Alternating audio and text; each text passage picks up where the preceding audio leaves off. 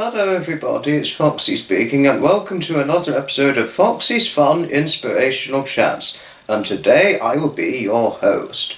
And in this episode I'm going to read another part from the Railway Age book, which, as I may have said before, it's a book in which my grandparents got me when I was a very young boy. I was about 10 going on for 11 when they got me this book. My grandparents, that's my grandmother Anne and my late grandfather Edmund, who sadly died, as a lot of you already know. I know I did some videos which covered a few facts from this book, The Railway Age, which is speaking about the early days of the world's railway as it took effect around our beautiful global planet of Earth. I'm going to read about the railways, the early railways in Japan. And if I may go to the contents of the page for it, here I am. Also, some of you may or may not know of this, but I did, within the last few months, make friends with a wonderful person from Japan, a Japanese individual, Lucky. Lucky is a very nice friend, and he's an avid follower on Harry Volker's YouTubing contents. He's an avid follower of Harry Volker, and also Lucky. Lucky is the sort of person one could develop a friendship with fairly easily, I have to say. So special credits for Lucky for such a profound and for a delightfully profound friendship. Special thanks to Lucky if you're watching. The railways in Japan. Until the middle of the 19th century, the Japanese had little contact with foreigners and followed their traditional way of life.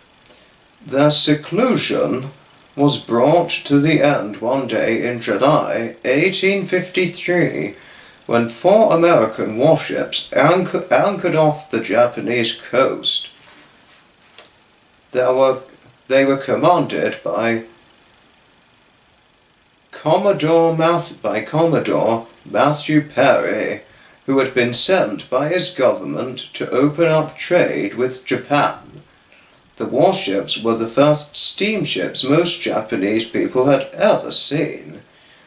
The local officials were alarmed at the sight, but they promised to deliver a message from the President of the United States to the Emperor of Japan, although it's not Emperor Palpatine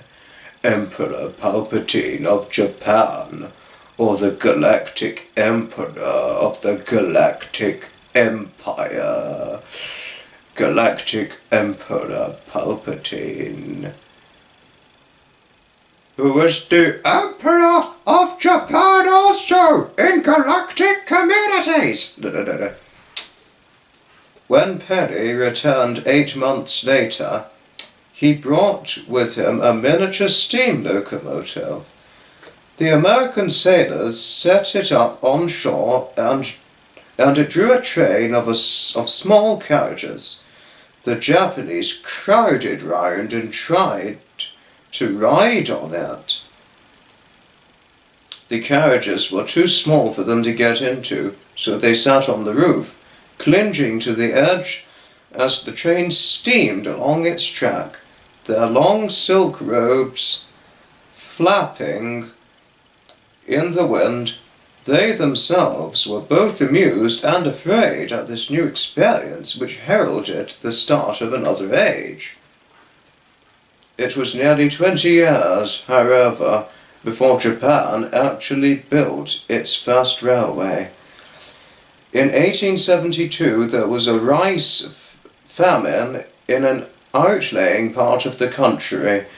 Because it was so difficult to transport relief supplies, the government decided that the country must have a railway system.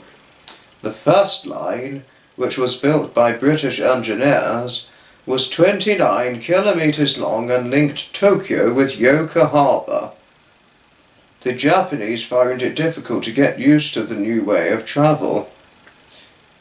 It was the traditional custom in Japan, for instance, to leave one's shoes outside the door when entering a house, and sometimes early Japanese travellers did the same when they went on a train and watched with dismay as the train pulled out of the station, leaving their shoes carefully arranged in a neat row of the platform.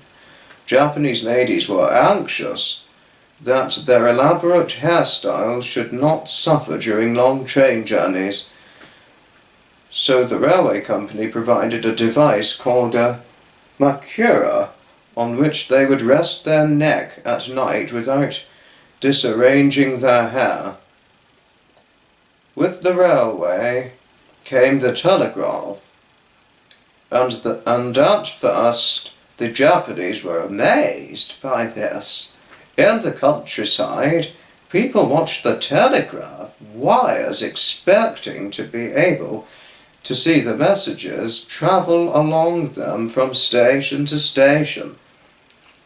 By the beginning of the 20th century, however, the Japanese had accepted the railway as part of their way of life and had a system that rivaled these in most other countries.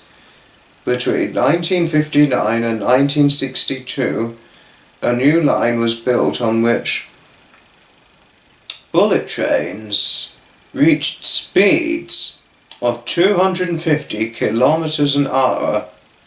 These high-speed trains are today among the most efficient and up-to-date in the world. That's about it on the Japanese railways, or the early part of the Japanese railways from the railway age. Oops, yes. Well, I hope you guys enjoyed watching this video. Please let me know what your thoughts were in the comments down below, and I shall certainly see you in the next video. Ta-ta, another time, from Foxy.